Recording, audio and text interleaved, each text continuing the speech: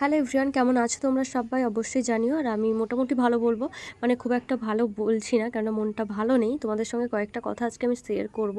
তো ভিডিওটা শেষ পর্যন্ত দেখার অনুরোধ রইল। দেখো, আজকে সকালবেলা আমার তাড়াতাড়ি রান্নাবান্না করে নিয়েছে, কেননা খাওয়া দাওয়া করে যাব ডাক্তারের কাছে। শাক ভেজেছিল, কুমড়ো ডাঁটা চচ্চড়ি করেছিল, খাওয়া দাওয়া করে চান টান কমপ্লিট করে নিয়েছি। দুদিন ধরে শরীরটা খুব একটা ভালো নেই, ওই জন্যই যেতে হচ্ছে এখন। তো তোমাদের এবারে কমেন্টের ব্যাপারে আসি। তো ভাবছিলাম এই কমেন্টে রিপ্লাই করব না, কিন্তু কিছু মানুষ দেখছি, মানে কিছু মানুষ, হাতে গোনা কয়েকটা মানুষ, আবার মেয়েরাই বলে না, মেয়েরা মেয়েদের শত্রু হয়। তো ওই রকমই কিছু মেয়ে আছে যাদের সমালোচনা করা ছাড়া আর কিছু কাজ নেই। তো ওই মানুষদের উদ্দেশ্যেই কিছু কথা বলবো আমি।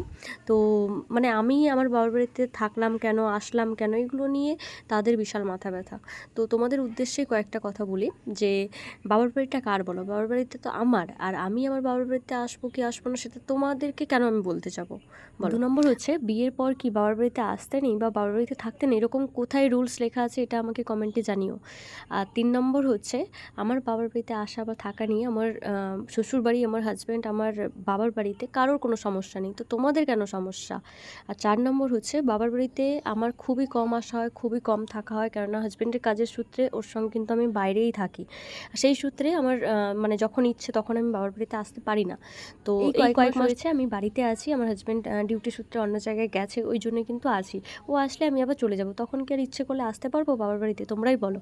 তো এরকম কেন নেগেটিভ কমেন্ট করো যাতে একটা মেয়ের খারাপ লাগে? আবার মেয়ে হয়ে একটা মেয়েকে কমেন্ট করছো, তো বাবার বাড়িতে কি আসার আমার কোনো রাইট নেই? তোমরাই বলো দেখি। আর দেখো, সোশ্যাল মিডিয়া আমি ইউজ করছি, কিন্তু সোশ্যাল মিডিয়া ইউজ করছি আমি আমার লিমিট বজায় রেখে ইউজ করছি। আর আমার পার্সোনাল ব্যাপারে তোমরা কেউ ইন্টারফেয়ার করো, আমি সেটা সত্যি একদম চাই না। আমি কোথায় থাকবো না থাকবো সেগুলো আমার পার্সোনাল ব্যাপার, আমার ফ্যামিলির ব্যাপার। এটাই বলার ছিল।